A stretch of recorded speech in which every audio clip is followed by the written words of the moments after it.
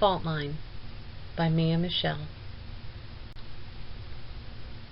The nightclub looked like regret in the making.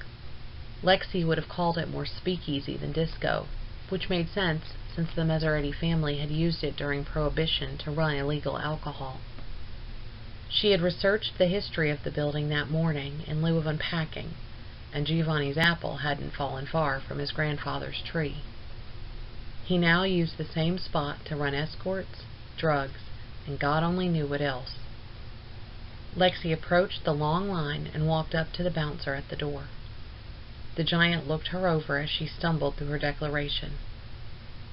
"I have a job interview at 6 with Freddie."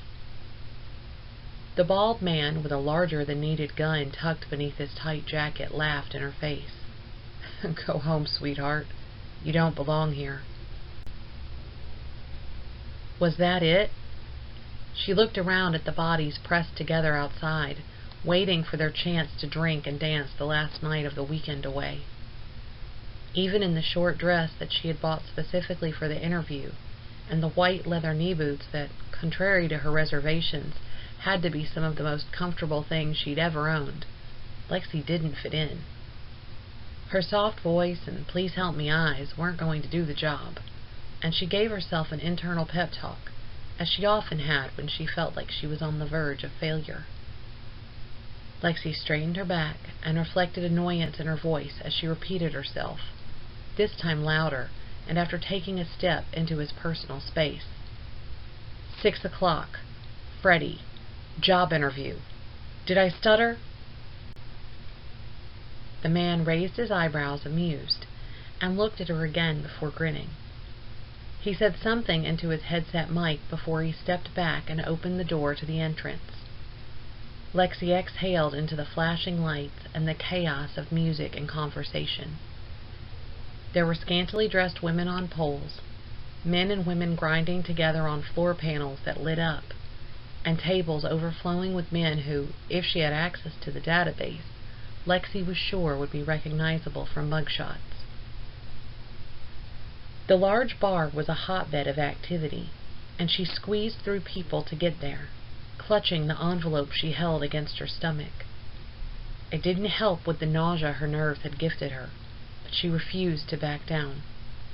She wasn't going to fall apart until she took the Maserati family with her.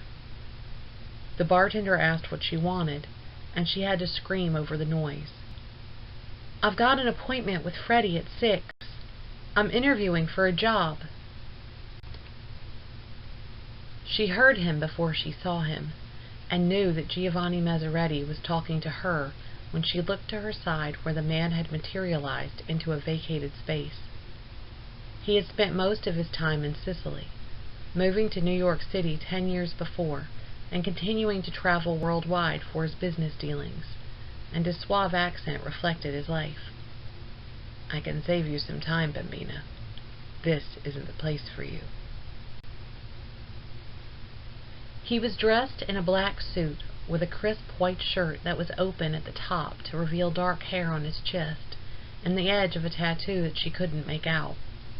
The suit alone had probably cost a month of Lexi's salary. His tousled hair was cut short, and he had a nearly invisible scar under his right eye. Another tattoo, this one the tail of a snake that trailed up his hidden arm, was visible on the hand that took the bartender's glass of proffered whiskey. Combating the fire that his voice coursed through her body, she narrowed her eyes when she looked at him. He watched her with a smirk that told her he believed the world revolved around him, and the attitude she had forced at the door slipped out unabated. "It seems like the men around here all have hearing problems. I said I'm meeting Freddie at 6. Unless you're Freddie and it's 6 o'clock, why don't you run along and play messenger?" Giovanni bit his inner cheek to avoid laughing at her, and casually slipped his free hand into his pocket as he balanced against the bar. "Oh, Bambina, this is definitely not the place for you." His gaze darkened, and he leaned close enough to her that she could smell spice and charcoal. "Because that mouth of yours would be broken before you even had a chance to take the floor."